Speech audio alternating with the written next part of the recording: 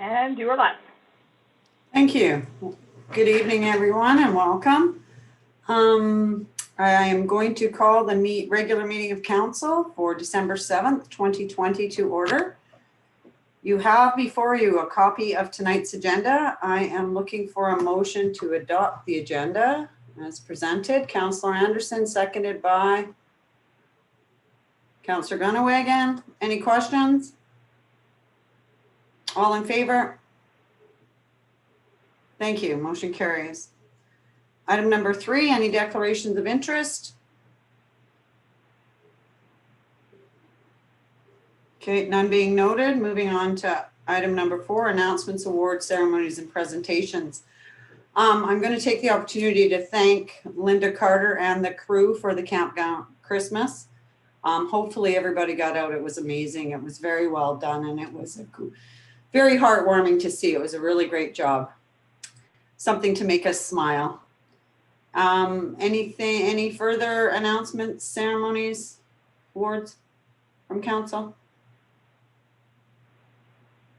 There we go, nothing noted. Moving on to item number 6, looking for a motion.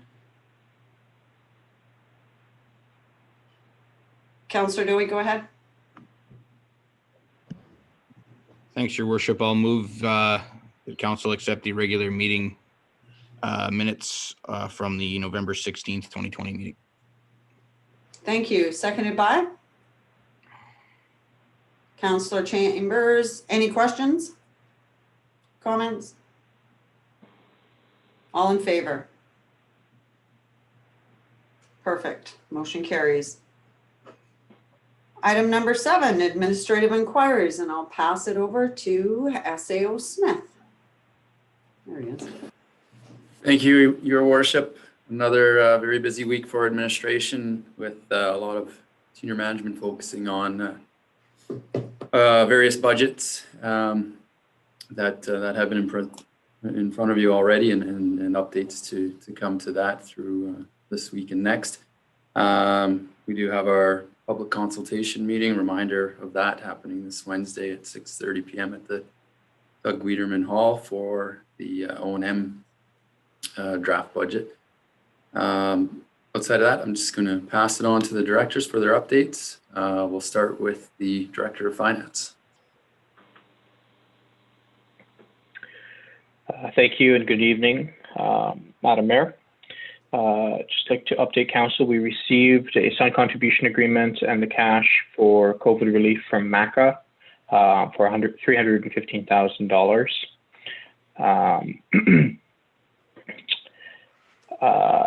Beyond that, as SAO Smith mentions, public consultation for O&M is this Wednesday at 6:30 in Doug Wiedemann. And lastly, wanted to update residents. We're in the process of mailing out our reminders for property tax owners who are in arrears or delinquent. Property taxes were due September 30th, so any amounts owing are accruing interest. Properties which are delinquent, which means it's more than a year owing, will be put up for tax sale in the subsequent year. So if there's balances owing from 2019, those properties are eligible to be put up for tax sale in 2021 per PATA, which is the legislation that we follow. Thank you. That's all for now. Thank you. Any questions for our Director of Finance? Back to you, SAO Smith. A question. Oh, sorry. Councillor Bouchard, go ahead. Just a question on that MACA funding, and is it a one-time thing or something they'll assess this is up till March 31st, or is this existing expenses that we've had to prove to them, or? Yeah, this is funding that came through territorial government directly related to COVID for COVID expenses, and of course losses that we would incur in revenue. It is a one-time deal, and we've received the funds this week, or last week, sorry. Any further questions for our Director of Finance? Thank you, Director. Back to SAO Smith. Thank you, Your Worship, the Director of Protective Services.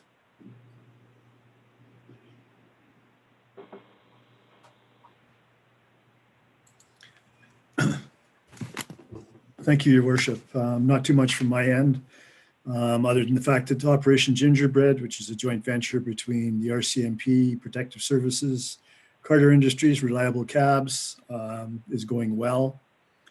They've done quite a few stops. We're kind of blown away by the number of people that don't carry registration, insurance documentation, and license documentation with them. So I think this is a chance to remind everybody that this is all stuff that you must keep in your vehicles. Otherwise, there could be some repercussions you don't really want to have. The Fire Smart program is going fairly well. They got started on the weekend, and they're starting to work from the ballpark on the ILS road, and they're heading towards the hospital. We're probably going to end up with an area of about 25 meters wider than what we started out before, so it should give us a fairly good fire break through that area. And finally, just an update to the emergency plan that should be going out to all the stakeholders for the emergency group tomorrow. And that's about it from my end. Thank you. Any questions for our Director of Protective Services? Councillor Anderson, go ahead. Thank you, Your Worship. I've had some comments from residents with respect to the speed limit on the Mackenzie Highway that crosses the path to Home Hardware and so forth. The residents are concerned that it's only such a small, short window there to reduce the speed, and I'm just wondering what if there could be some commentary about that, and perhaps rather than the speed limit, just be prepared to slow down. I think it's probably a window for people to get tickets needlessly and so forth. But just would like to get some commentary on the reasons for that. And we know part of the reason is for people crossing the road, but what the reasons are, and is this the best possible scenario? The other thing with it is the one LED light just lights up one area. There should be probably more lighting in that area just to show people that are driving, pedestrians and so forth, because apparently there's a lot of people that are crossing the road that are wearing dark clothing and so forth. So just like to get some commentary about that. Thank you. I can comment on that. That is, the Mackenzie Highway is operated through the GNWT, so it was transportation that changed the speed limit in that area. They were also the ones that did the lighting and have put up signage. So it is, as far as I know, it's a temporary measure until we find a permanent solution. So I don't know if Ross would like to add to that, but go ahead, Director. No, thank you, Your Worship. I don't have too much to add to that. Definitely that area there, being as though it's a new speed area, that'll be an educational thing rather than a ticketing thing for our protective services specialist. So yeah, we're not planning on handing out a whole bunch of tickets through that area because it is new. I believe they finally put some signage up that says that there's new speed limits there. I haven't been on that part of the road, but I did notice that infrastructure did neglect to put down the signage saying that it was a new speed limit. So hopefully that's being addressed. Thank you. Any further questions for our Director of Protective Services? Okay, none being noted. Thank you, Director. And back to SAO Smith. Thank you, Worship. Just to add a little bit to that conversation as well, I'll just let you know that we have been in the regional superintendent of infrastructure has been in contact, just keeping us up to date on what's occurring there and what actions are being taken and planned. So we appreciate that communication, and we've started to share some of that as well about the changes that are occurring there. We can certainly pass on the feedback about the additional lighting, but yeah, they have installed signage. I believe it's, some of this is in alignment with standards that they follow, but there is signage that is up, I think, 100 meters from the actual limit change, indicating that change is occurring from both north and south directions. Moving on, we'll go to the Director of Recreation.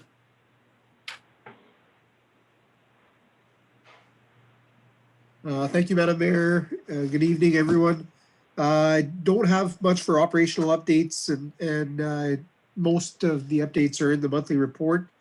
Though I would say that we have a rec committee meeting tomorrow. The committee will be reviewing the 2021 rec policy or updates to the rec policy for 2021 to bring to council's policy committee at its next meeting. We've also submitted 3 funding applications today, totaling approximately $80,000. One of 2 smaller ones, one for a tourism product development and marketing program for $9,000. An application for $10,000 through Trees Canada Tremendous Communities program, and through community tourism infrastructure contribution program, $60,000 application to support repairs needed at the golf course and the clubhouse at the golf course mostly. We're also working on ICIP Canada Cultural Spaces multi-year and multi-project application totaling $760,000 for a 3-year project, and that would be aiming revitalization of 3 of our green spaces in the community. Lastly, I just wanted to update that our full-time customer service clerk job posting closes on Wednesday, and we'll be reviewing resumes and doing interviews as soon as we can afterwards. Thank you. Thank you. Any questions for our Director of Recreation? Deputy Mayor Bouchard, go ahead. Yeah, I'm assuming our outdoor rinks took a kicking last week because of the blessed weather. Just maybe an update on them, and I see we're getting colder weather afterwards, but I'm assuming we've closed them all right now. Back to our Director of Recreation.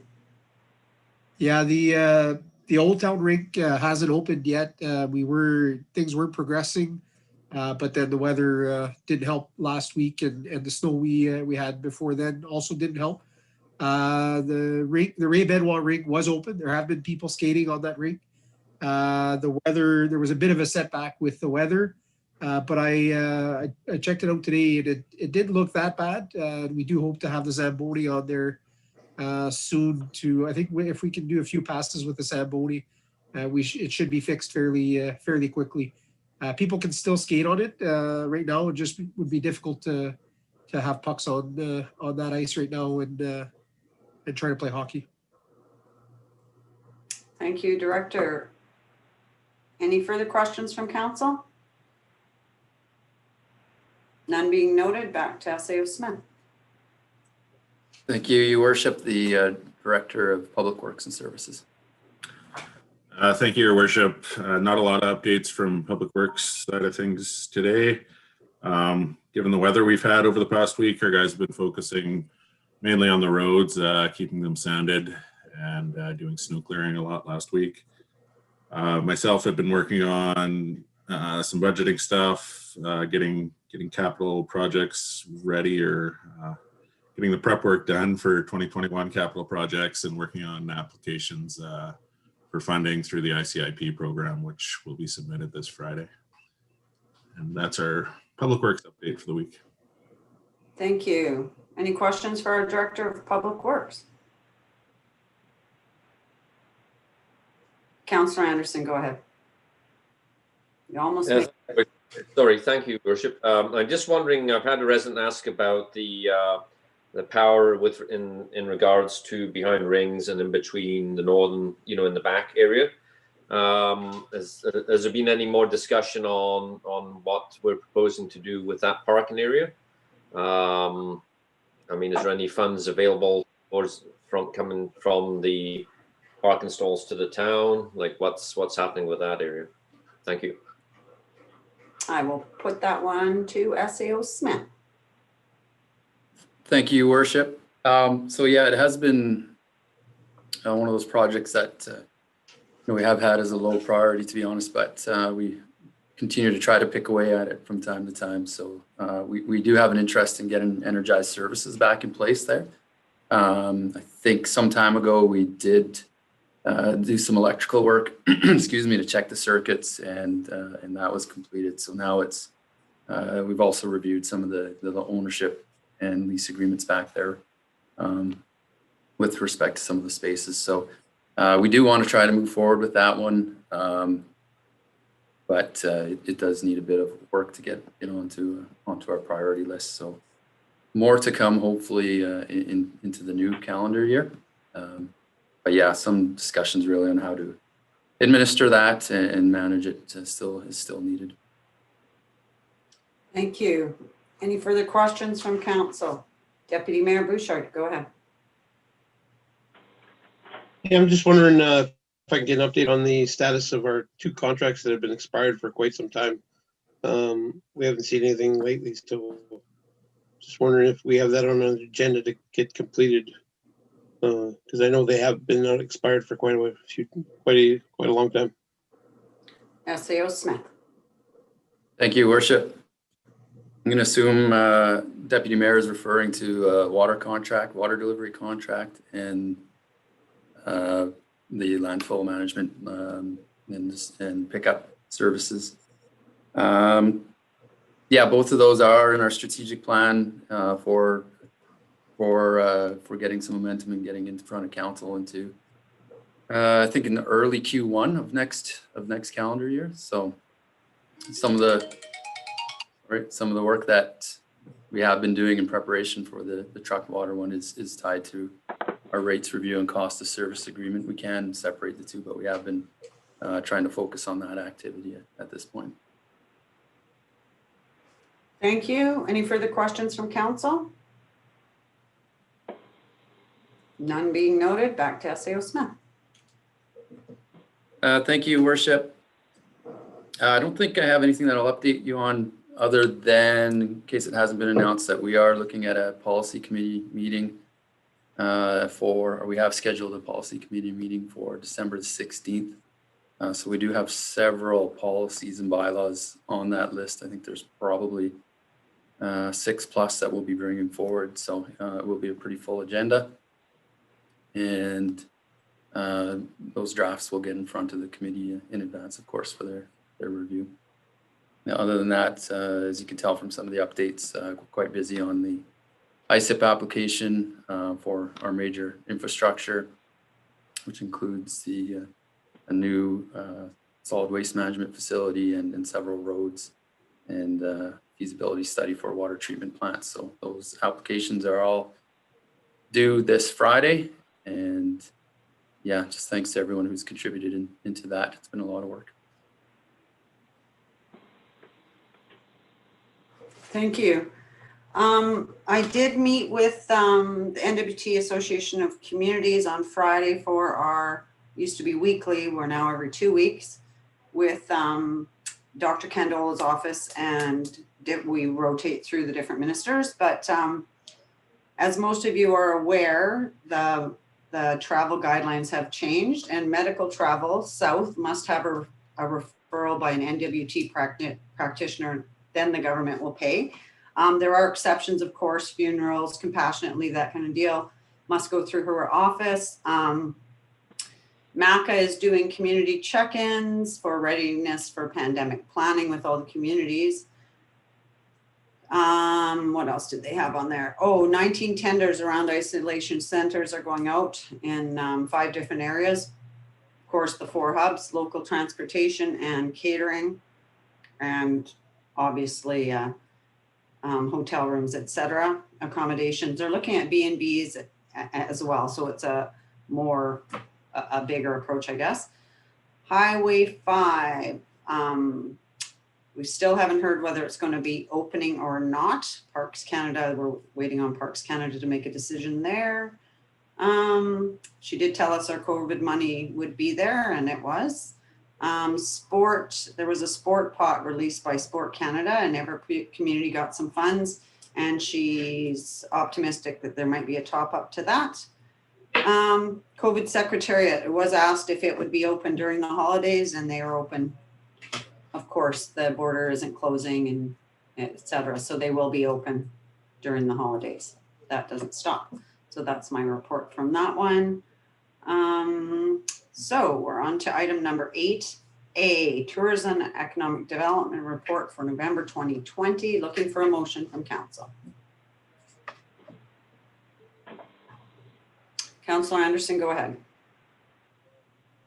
Thank you, Worship. Move with the recommendation that the Council of the Town of Hay River accepts the Tourism and Economic Development Report for the month of November 2020.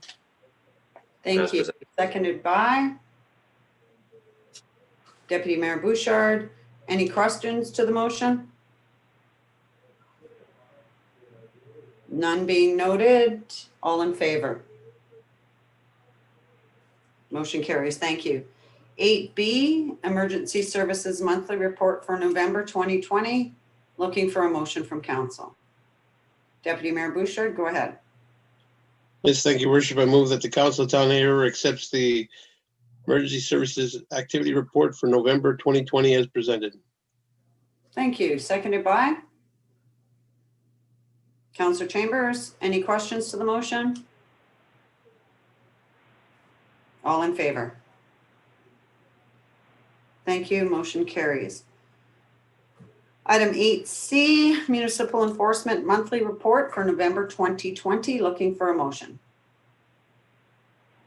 Councillor Chambers, go ahead. Thank you, Your Worship. I'll move the recommendation that the Council of the Town of Hay River accepts the Municipal Enforcement Report for November 2020 as presented. Thank you. Seconded by Councillor Grunewagen. Any questions to the motion? None being, Deputy Mayor, go ahead. Not too many questions, just a comment. I do like the format of this thing. I think I mentioned it before, and I think it's a good indicator to the public of what, obviously that new position is under a microscope type thing, and I like the details, and I like some of the stats that those extreme highs is kind of an interesting stat and should be maybe information we pass on to the public.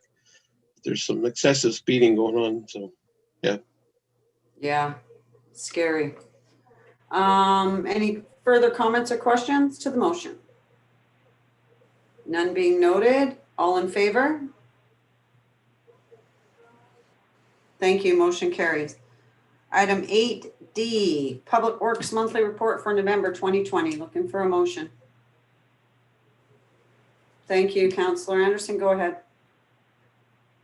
Thank you, Worship. Move the recommendation that the Council of Town of Hay River accepts the Public Works Monthly Report for November 2020. Thank you. Seconded by Councillor Chambers. Any questions to the motion? All in favor? Thank you. Motion carries. Item 8E, Recreation Monthly Report for November 2020. Looking for a motion. Councillor Dowie, thank you. Go ahead. Thank you, Worship. I'll move the recommendation that the Council of Town of Hay River accepts the report entitled Recreation and Community Services Monthly Report for November 2020 as presented. Thank you. Seconded by Councillor Anderson. Any questions to the motion? None being noted. All in favor? Thank you. Motion carries. Item 8F, 10-year capital plan. And I'm going to pass this over to SAO Smith for comment. Thank you. Thank you, Your Worship. I'm going to, there's a couple changes to the plan that were made over the weekend after submitting the document. So if it's okay, I'll just share the most current version. Just give me a second.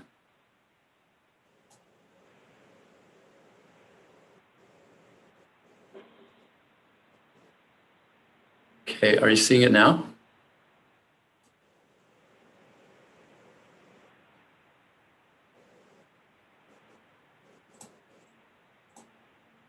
Yeah, we can see it, Glenn. you. Okay, so I'll just run through the few changes that were made, as I said, over the weekend. First off, so three things really, and they're not fully, they're kind of integrated into the few slides. So anyways, our debt service adjustment for 2021 and some years beyond, it's rolled. You'd see the figure rolled into our table here, but essentially there was an additional $200,000 that was needed there as we consulted with some of our reporting and how we were handling between capital and O&M. Also, Riverview Drive, we had identified as being in 2021. There was some changes there that saw spend move towards 2022. So there is work that is completed 2021, but some of the asphalt work is and expense associated with that is now into 2022. And Industrial Drive was showing on the list here is being multi-year. It's actually just going to be done in 1 year in 2024. Actually, sorry, the Riverview Drive was just on this document here that's in front of you, or this chart. It was shown as 1 year. I apologize. It's now properly shown as 21 and 22. So those three changes are into this document. What I wanted to do is suggesting that we just run through. I won't run through each project that's presented in the plan unless there's questions. But on the page that's in front of you now, there's 3 or 4, 5, 6, 7 pages. Just to explain it in case needed. What it does is it highlights when a project is being completed, so what year it's being completed, and then there's a bit of a chart and a legend up above that shows if it's green, it was under 500,000 in that year, yellow 500,000 to 750,000, and then anything that's red was greater than 750,000. Now we wanted to bring forward this the 10-year plan in March, according to our timing and our strategic plan. But there's two reasons that we brought it forward to you now at this time. We actually it did go forward to the Finance Committee last Friday for their review and recommendation as been presented. But the first reason was that our ISIP application, which I mentioned earlier, is due this end of this week. And we wanted to, there's a requirement for our projects to be listed on the plan. So there was a couple tweaks and additions that were needed to get them on. The other reason that there's value in having this presented to council at this point is as you work through the budgeting process and we're making decisions, including the O&M contribution to capital, it starts to paint a picture on what our revenue requirements look like or what our capital demands are for a longer period of time. So while this 10-year plan will still need work, especially in latter years where there's some projects or assets that need to be identified for replacement, and likely some that will come up that are new. It does paint that picture. So as we work through some of our asset management practices and get a better handle on what our assets look like and when best to replace, we should expect more changes to this document. But pretty happy with where it sits right now in comparison to what we've had in recent years for development. Behind the screens and behind the details that you won't have, there's the outlay for 10 years of what our contributions look like in order to fund the projects. So thought I'd maybe focus on this table here, which breaks down the spending. I'll also hit on what projects have changed that we've identified for change in 2021. That it's important to note those because you've received the draft, the draft 21 capital plan, but it's a pretty dynamic environment right now since we first presented that, and I do have a list of changes that have occurred there. And actually, maybe I'll just hit on those first so that I don't miss them. So the major changes since you've had that 2021 draft budget in hand. One I already mentioned earlier was about the debt principal financing of it. And the second is related to Beaver Crescent. So that one we had indicated in 2022 for the major underground work. That was what we're doing now is putting it back into 21. It's a bit of an error in that case. So that's a bit of significant spend, I guess we should say, but it's just a year change. It's not a budget change for that project overall. Same with Riverview Drive. There is a bit of changes occurring with the timing of work. So in 21, we've now shifted some money into 2022. That will be tied to the asphalt paving. And another reduction, and there is a reduction associated with our water treatment plant feasibility work that was scheduled for 2021. So a couple of minor changes outside of that, but really those are the most significant, and they're shifting of dollars for the most part, as opposed to budget changes. So those are reflected into the tables in legend that are below this document here. But just running through this quickly, I'll try to go through it quickly. What it does present up in the first part is your planned spending. So this is by department and year by year over the 10 years from 2021 to 2030. You can see in 2021, we have 18.5 million. That is a bit of an increase, I think, of 500,000, including the debt changes that I mentioned from the draft budget. But as you start looking across, you can see our spend 18 million in 2021. You'll know, council should know that there was a fair amount of carryovers from 2020 projects into it. But you start to see it drop down in 2022, hopefully maintain that at about 12 million, 10 and 23, but pretty steep changes into 24, 25, 26, 27. And that's related to some of a lot of that is the dollars associated with the ISIP application that we're submitting now. So again, the new landfill, the closure costs for the landfill, of several different road applications, or road resurfacing and underground work that's in there, but also getting into what's on our land development plan right now for Sundog, and Evergreen is still on here as well.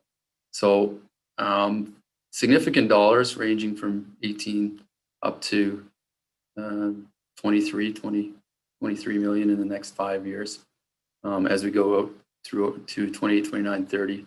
I think you should expect at this point where the dollars are somewhat low, but it's expected that we'll be identifying some more replacement infrastructure type projects as that information gets better defined in the coming years.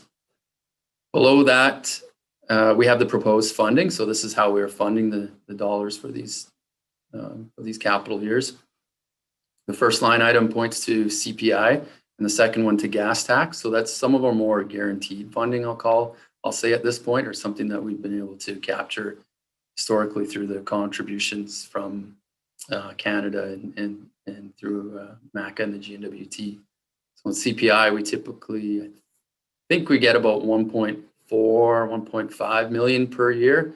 So in 2021, you can see that we're spending more than that. So it does accumulate into a bank, and we'll be using the majority of that fund, if not all of it, in 2021. And then you see 2022 more similar to a normal that we would, or amount that we would see on an annual contribution.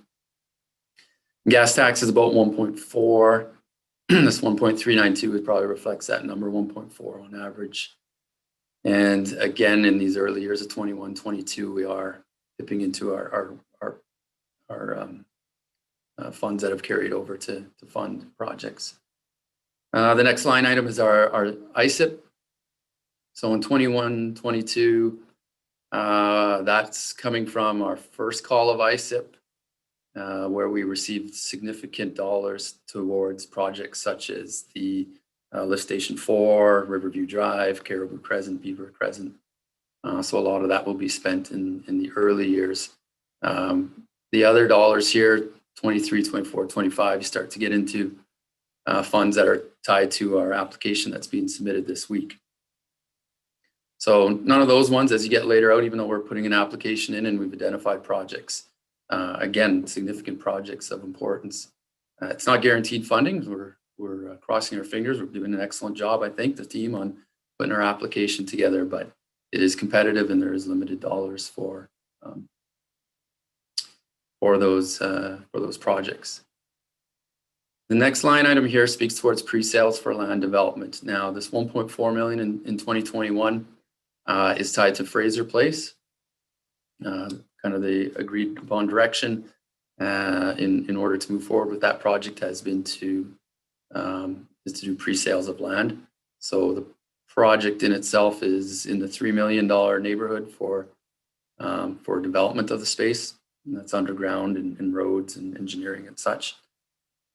But we have 1.4 million there. The rest of it actually for funding, it gets into debt funding, which is further down here, debt funding related to land development. We have incurring debt to take on the cost of completing the project. Insurance proceeds of $100,000, that's related to our tower replacement. And this Federation of Canadian Municipalities, it's an application that we're hoping or that we plan on submitting for our town hall replacement. It's still early days to determine if that funding would be a fit for our needs. We have money allocated to design work as well for the town hall and our demolition starting next year. But again, that's major funding for that project, which isn't guaranteed and maybe not to be determined, I guess, on how successful we might be with that. The water treatment plant is listed on here. We've seen the figure before of 15 million or 4.5 million. Really don't have a funding source for it at this point, but we recognize that the reality is for us to move forward with it. We need major infrastructure funding to support it. So we put it as a line item here to be determined on how we access that. We'll know more about that project through work that is being targeted for next year with their feasibility and preliminary design work. But we wanted to ensure that it is in this plan, as we recognize that it's a significant concern to have good drinking water, of course, and we do have MACA's report suggesting that we could be looking at a full replacement. The other line item for external is various types of pots, some of them such as CanNor funding and other third-party contributions that we apply for, target to apply for. So that's the total external funding. It's a heavy portion. Typically, you can see in 2021, 15 million of our $18 million worth of projects are allocated to that. And, again, a lot of uncertainty and to be determined on if we'll be able to access those funds. What we do have more control of is below that. This is our internal funding. And mostly managed or typically managed again through our reserves. In 2021, we know that we budgeted in 2020 through our O&M for $1 million committed to capital. That number is looking a little better through our Q3 forecast, but we do have this current quarter to firm up what that might look like. We do dip into the reserves, I think, in funding these projects in 2021. We are suggesting through our last presentation to council for an O&M, our capital contribution of 1.5 million per year. So that would primarily be going into reserves to fund projects that have been identified through this capital plan. There are some years where we would be at this point putting money into reserves and building the reserves a bit. I believe the net change, I present it with caution, but I think it was around 800,000 was a number that we thought we would be able to net for growth in our reserves.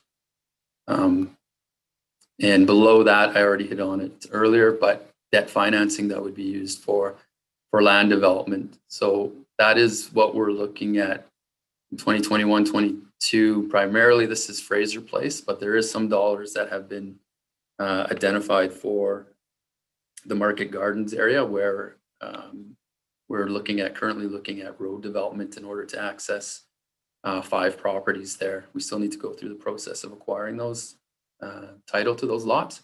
But that is what's allocated at this point for 2022. And moving into 24 through 27, this would be tied to Sundog and Evergreen developments. This council will know that we've had various conversations on how that may occur as well. And as we get closer to looking at our land management strategy, we would certainly want to pursue other options, including support from the GNWT. But as it stands right now, this is a lot of debt for this community, and borrowing that would be required. So those borrowing limit concerns as well. But we'll be approaching those as we take better looks at them. We could see adjustments here. So yeah, the total for the 10 years, we're funding out of 128 million, about 50 million internally. And it really, what I wanted to capture here again, as you start considering what revenue streams we might be looking at to fund our capital, that there is a really heavy reliance and uncertainty. And if some of these projects come up like a landfill replacement without an external funding source, we do get into some trouble or need to explore, strategize how we would find funding for those projects. So yeah, I think that's really all I wanted to hit on with this. I leave it, open for questions if Mayor Jameson would like to speak to anything else within the presentation.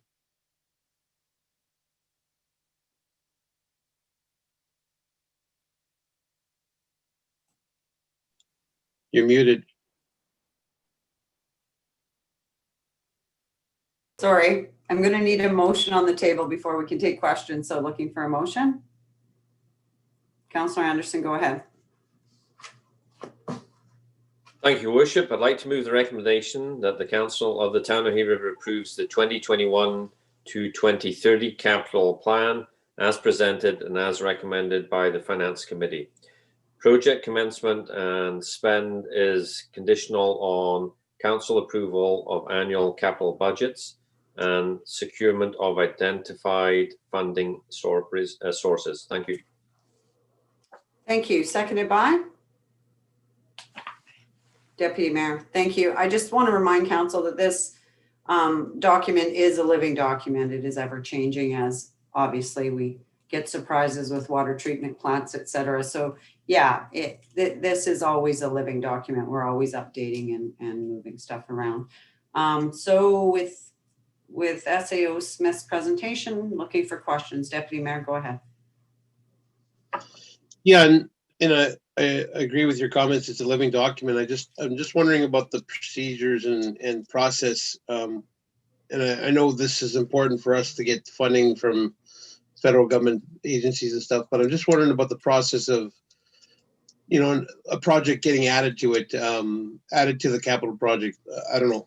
Like you said, some stuff comes up. We have some requests from citizens or organizations to add to the community. And yeah, I'm just wondering how the process that we would be going forward on adding things to the item. Yeah, is it locked in stone for the first 3 years? Is it question. Okay, this is not, and that's where it gets a little confusing, I guess. When we approve our 2021 budget, unless they come back to us, it's basically locked in stone. Something like this is, like I said, a working document, but I will let SAO make any comments that he might have further to that. Thank you, Your Worship. So yeah, it is a planning document. We rely on our, at this point, yearly budgets, approved budgets to guide us on what we will spend in a 1 year period. So as an example, if there was changes even next week to the approved 2021 capital plan, we would want to make updates to this document. But there's a few different mechanisms I would suggest that allow us for updating this document. We would like to bring this on a regular basis so that there can be additions made. But often what we do see is something comes up in the specific year that we are operating in. So as an example, 2021, there might be a project that comes up that or an asset replacement that comes up that we didn't identify, and we want to add it to the budget and the plan. We could do it that way. Other ways are if we do start to have more discussions through planning documents that have future spectrum to them, that would be an opportunity there to note those and at least bring them on a regular basis to council for plan updates. Any further questions? Deputy Mayor, go ahead. Yeah, just had a question, and I think it's been talked about before. Is so with a 10-year plan like this, do we have the ability to? And I want to bring up a topic that we talked about before. Was just that, or we know we do some patching and paving multiple years. Every year we spend $200,000, maybe $400,000, depending on how much is there. Does this type of planning give us the ability to go out and ask for a 3-year bid from somebody to do that base amount of stuff and bring basically a paving company to the community? Yeah, that's one area that I was wondering about. Thank you. SAO Smith? Yeah, I mean, I think the planning document in itself starts to point a picture. Well, it might not be commitments until we approve a yearly budget. It does give various people, including contractors, an idea of what we're looking at over a longer year period, so that they can make investment decisions and determine their resourcing if they're interested in that market. It does certainly, yeah, it's part of better planning, whether it's this document or strategic plan or operational documents.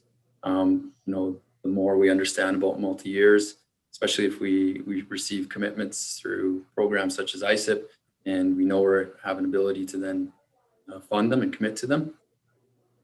It does allow us to start thinking about that. There's certainly complications and things where, the paving might be tied to the underground work, and one company can do one and not the other. But even just talking about underground work, I guess it does lead to the option to put things forward, especially multiple similar items that might be completed in a given year.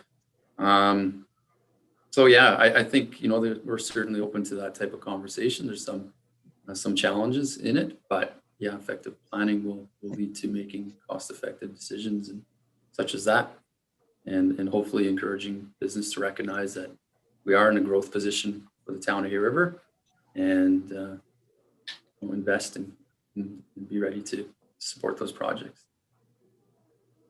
Thank you. Further questions from council? Councillor Dowie, go ahead.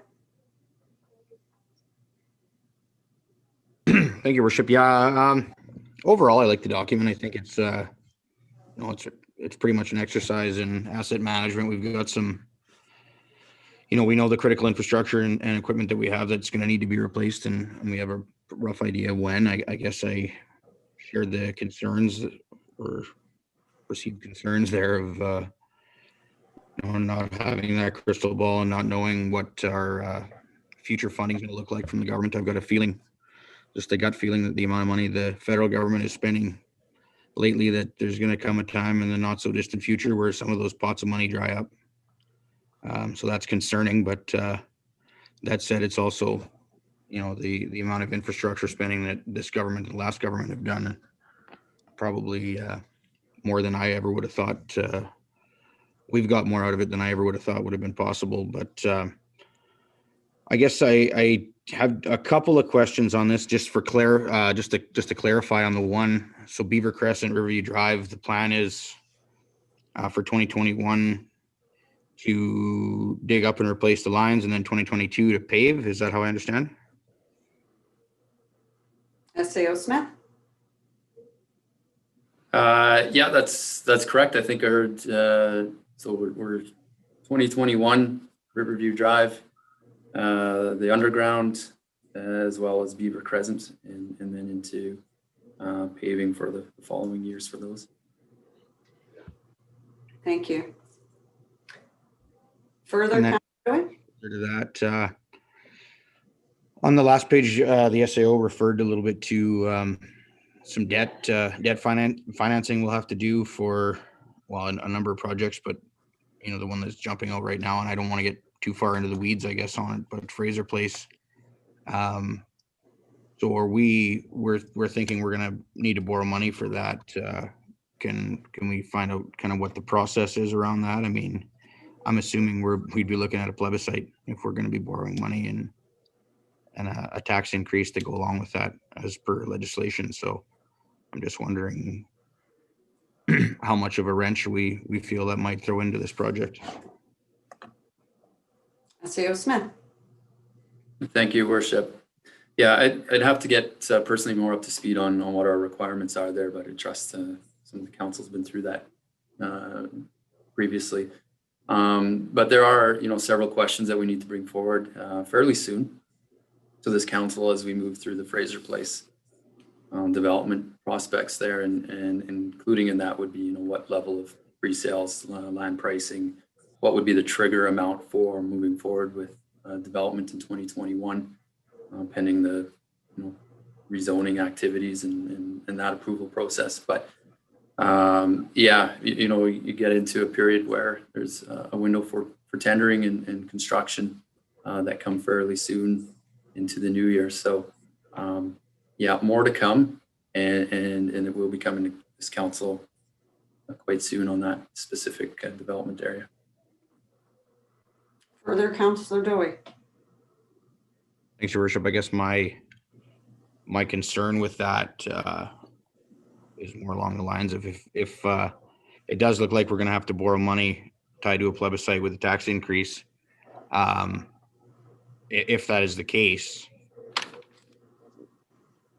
does it make sense to go through the process that we plan to go through in the order that we plan to go through it with rezoning and public consultation and change to the community plan and all the rest of that before we go ahead with that potential plebiscite, or should we be doing that first?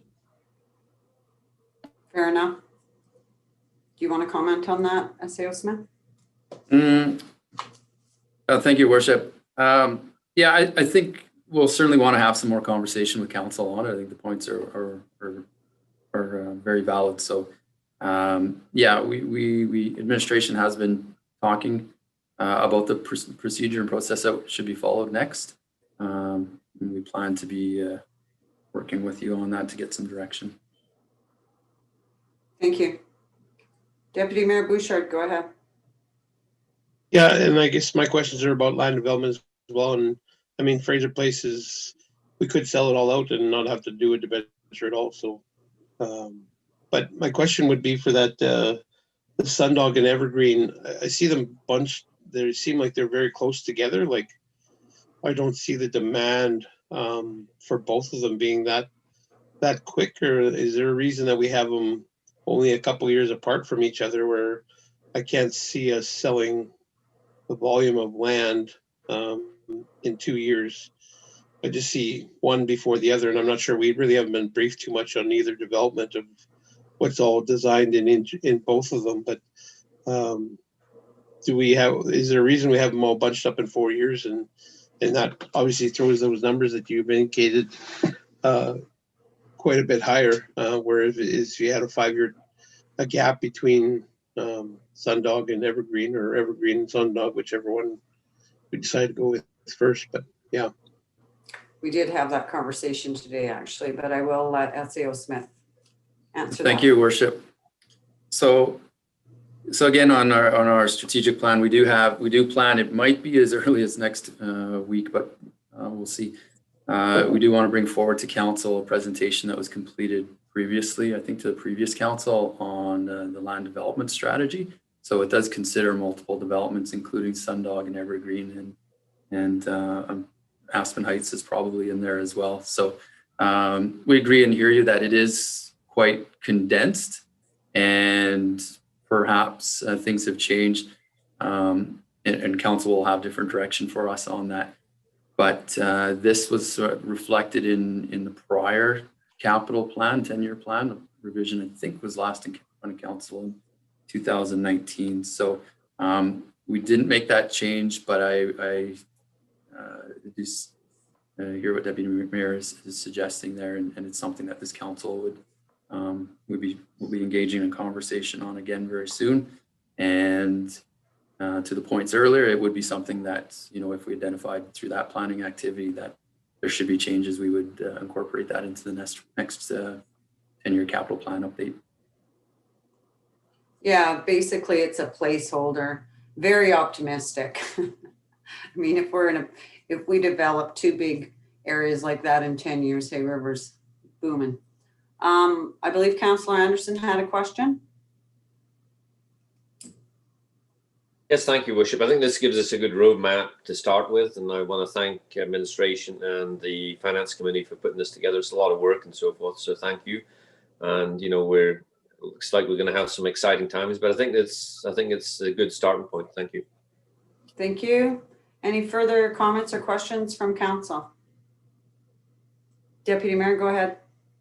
Yeah, and just to comment, because we have been talking about the debt, but I mean, if we are able to sell some of Fraser Place and we do some more land development, that obviously increases our forest growth, or increases our tax base. So there may not actually be any, they may most likely not be any tax increase. It's based, you'd actually maybe be able to maintain, because you're doing obviously you're selling land, you're going to build some buildings and increase our tax base. And like I've talked about in the O&M stuff, is like we have a bunch of stuff that got built this year that's going to come into a year from now or 2 years from now. That's going to be on the tax base, which will help us revenue wise. So yeah, just a comment. Yeah, thank you. Councillor Dowie, go ahead. Yeah, thanks, Your Worship. I'll leave that one alone. But I guess I'll say that I'm in favor of the document in principle. I think it's obviously like you say, it's going to be kind of a living document as time goes on and as councils come and go and priorities change and whatnot. In some ways, I guess in a lot of other ways that it can't change much, but understanding where we are and the need for a document like this to exist in order to potentially access some of that funding, I'll be in favor of it. But I would like to dig a little deeper into some of this as we go forward. Yeah, again, some of these are placeholders, so that it doesn't fall off the radar. Some of them are new ads, like the water treatment plant. So again, it is a living document. It is our document. And I guess that's my comments. So any other comments, concerns? Oh, Deputy Mayor, go ahead.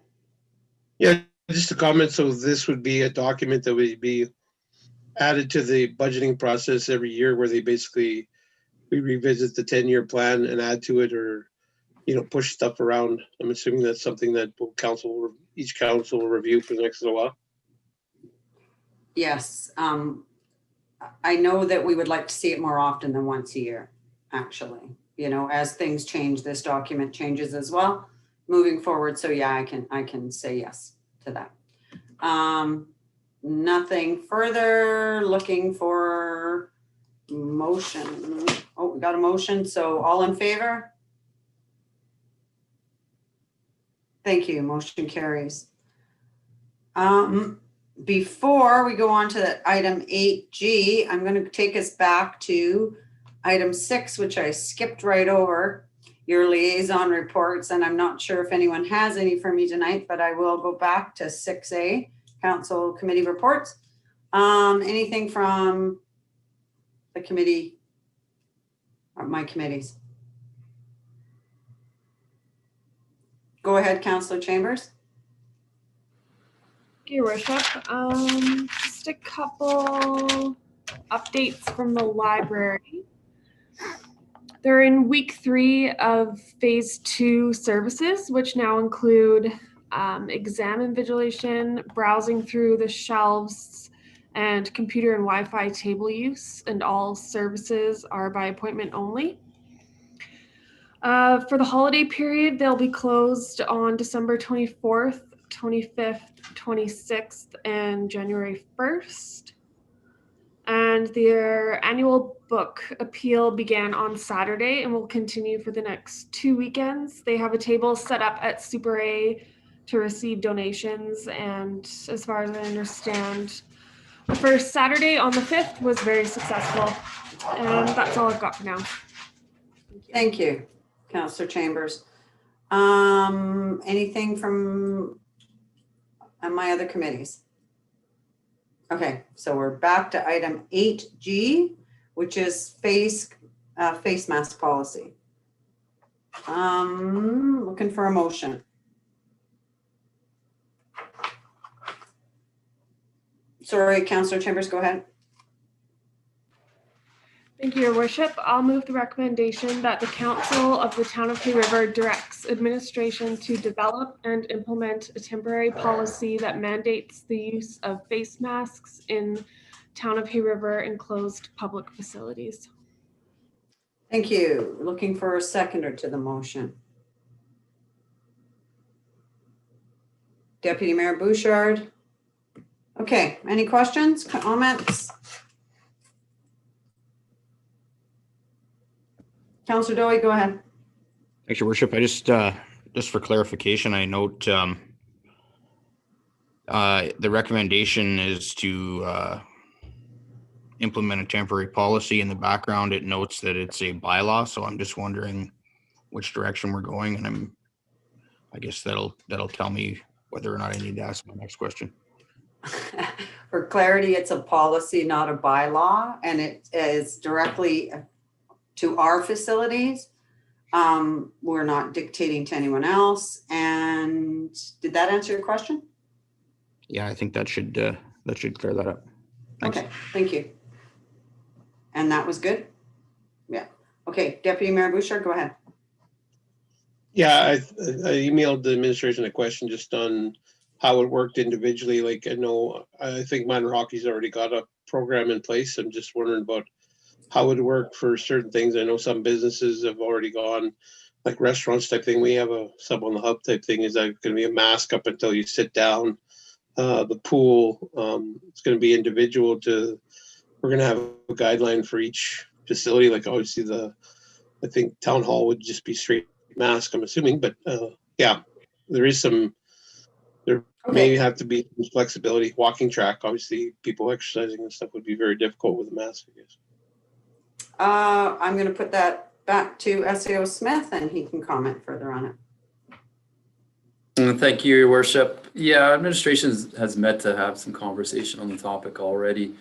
Just recognizing that, it is a fairly dynamic environment and changes from one building to the next, and there's staff considerations, there's public considerations, and then all of the user groups as well that have developed, and or most of them would have plans that have been approved by the Office of the Chief Public Health Officer. So we feel it's, those will be considered and built into the policy, but we have a bit of work to complete on that. We are consulting with some other organizations and policies that have been put in place. Fort Smith, as an example, has put a similar one in place a little while back now. So yeah, there's I won't speak to the specifics right now. I think it's best probably that we complete our research and get those into the document. But yeah, there will be some variances that occur depending on the situation, and likely some exceptions as well where needed. Thank you. Thank you. Councillor Doe. Thanks, Your Worship. I'm just wondering on that, is council going to have an opportunity to look at this policy before it's implemented? Or is this, the motion sort of reads that we're directing them to develop and implement a policy. So that kind of suggests maybe not, but just for our own information and benefit, I would appreciate having a look at it before it is implemented. Are you okay with administration sending it to council? Yeah, totally.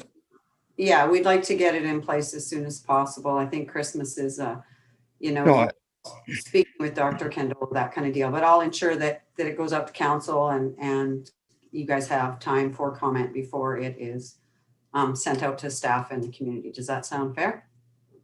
yeah, thanks, Your Worship. I mean, more that we're all on the same page is Yeah. because we're getting people asking us what's going on and what the policies are. It'd be good if we had an understanding of that beforehand. Absolutely. Thank you. Further questions or comments?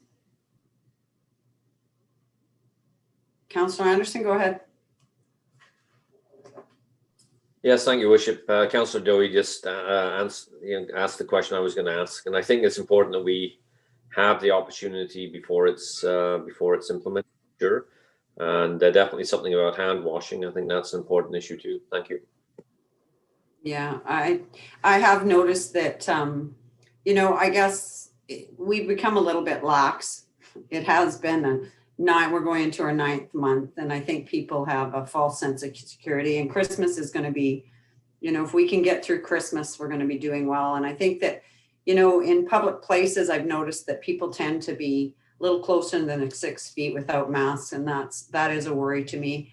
I just want to remind the community again that we're not out of the woods yet, that we really need to be aware of who we're standing next to in line. We all know that we are the hub, that most people will come through here, and the minimum they're going to need is gas. So, when you're standing next to somebody you don't know, when you're too close, just back up a little, be respectful. So yes, and the hand washing and the 6 feet distancing, stay home, that kind of deal. So any further questions? Go ahead, Deputy Mayor. I was just wondering about exceptions, and I don't know if some people have gotten exemptions or been able to do that, like whether they have respiratory issues or they have, I'm just wondering from the public health officer's perspective, have they been giving exemptions at, let's say, at the health centers or the liquor store or some of the places where it's already been implemented? I haven't heard of any, but I can ask that question. I know that we're meeting again here shortly. I was on a conference call with Dr. Candola not that long ago. She is definitely recommending face masks, wearing face masks, especially over the holidays when we have a lot of people coming and going from the territory. So, she has pushed it. She will be, until we have an outbreak, she's not going to mandate it, but she is definitely concerned. So I will ensure that that is addressed in the policy, I guess, and we can find out more about what that looks like. My understanding is that it doesn't, I imagine if you were claustrophobic, you might have some issues or something like that, but I'm not sure what the exemptions, but I will pass that over to SAO Smith, and maybe they have addressed it already. Thank you, Worship. We haven't fully addressed it, but we obviously recognize it, and we'll be trying to incorporate mechanisms to help manage it. I've seen some communities outside of the Northwest Territories which has built an exception type program into the passes for where it's more public throughout their community. But we do, we have a lot of rules and such in place for facilities use and such. So there's always exceptions, and we'll try to identify what we can, but work with our users and staff to accommodate where it's determined needed. Okay, thank you. Deputy Mayor Boucher, go ahead.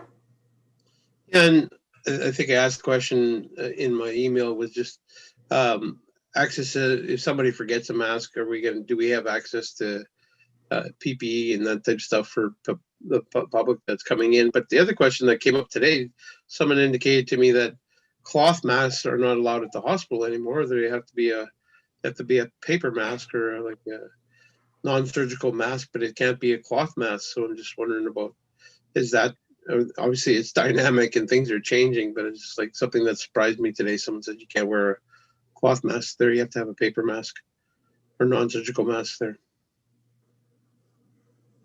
So comment or question? Was there a question in there, Robert? I'm sorry. Well, availability for people that forget, I guess. Right, fair enough. SAO Smith, go ahead. Thank you, Worship. It's been our thoughts that, we'll be recommending, encouraging, asking the public and employees to wear their own masks, but we do have a stockpile, I guess, of masks that we work through with MACA for procurement on, and we anticipate that we are planning, that we will have some available at those facilities for people who are forgotten or some an urgent need for it. Okay, thank you. And with that, I'm going to call the question. All in favor? Thank you. Motion carries. And item 8H, excused absence for Councillor Willows and Councillor Duford. Looking for a motion? Councillor Anderson, go ahead. Thank you, Worship. Move the recommendation that the Council of Town Hoover excuses Councillors Duford and Willows from the regular meeting of Council Monday, December 7th, 2020. Thank you. Thank you. Looking for a seconder. Councillor Grunaway again. Any questions to the motion? All in favor? Perfect. Thank you. Motion carries. Item number 9 is an in-camera session regarding legal. So I am going to ask each one of you individually if you can turn off your mic or turn on your mics. Do you solemnly swear and sincerely affirm that you are alone and cannot be overheard while in camera? Deputy Mayor Bouchard? I do swear. Councillor Anderson? I swear.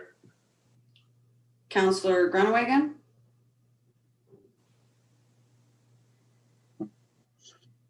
I'll go to Councillor Chambers first. He's on the move. Thanks, Emily. And Councillor Dowie? Your Worship, I swear. Thank you. Councillor Grunewagen? Yep, I swear. Thank you. Okay, so need a motion to go in camera? Councillor Anderson, seconded by Deputy Mayor Bouchard. All in favor? Perfect, thank you. Okay, and it is, what do I have for time down here?